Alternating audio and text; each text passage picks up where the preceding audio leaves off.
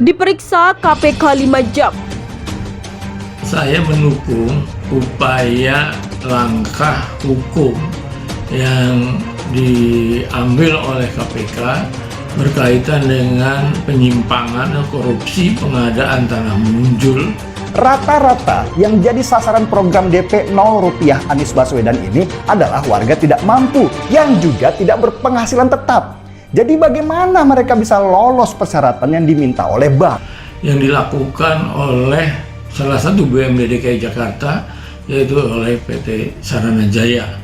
Dan saya kira ini harus diselesaikan secara tuntas agar ke depan tidak terjadi lagi. Beda sekali dengan zaman Ahok waktu jadi gubernur. Warga yang tidak mampu itu hanya diminta menyewa tiap bulan 300 ribuan rupiah saja. 8 triliun, Bu. Tanya ke penyidik ya. Kan ibu yang mengesahkan juga, Bu. Kan ibu itu posisinya sekda, Bu. Iya, Bu. Masa nggak tahu? Sekda saya 2020, Mbak. Ya, jadi tentu kita akan dalami termasuk dengan berapa sesungguhnya anggaran yang diterima oleh BUMD Saranajaya. Iya, tapi kan itu emang pembelian tanahnya 2020.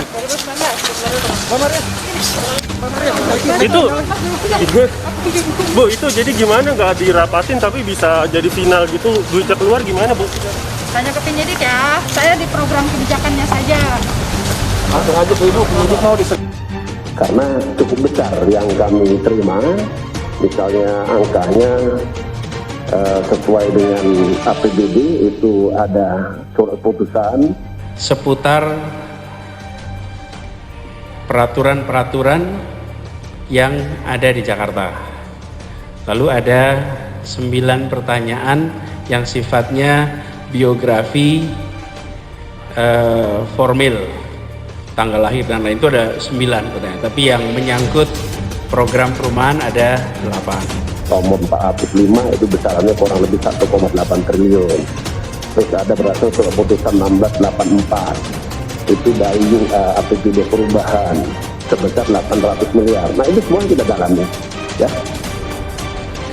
Saya berharap penjelasan yang tadi kami sampaikan bisa bermanfaat bagi KPK untuk menegakkan hukum, menghadirkan keadilan, dan memberantas korupsi. Dari berita yang saya dapat, Direktorat Tindak Pidana Korupsi Barreskrim Polri pernah memanggil beberapa orang dari PD Pembangunan Saranajaya karena sudah mencurigai ada tindak pidana korupsi dan pencucian uang. Di pembahasan itu langsung satu pelanggar besar.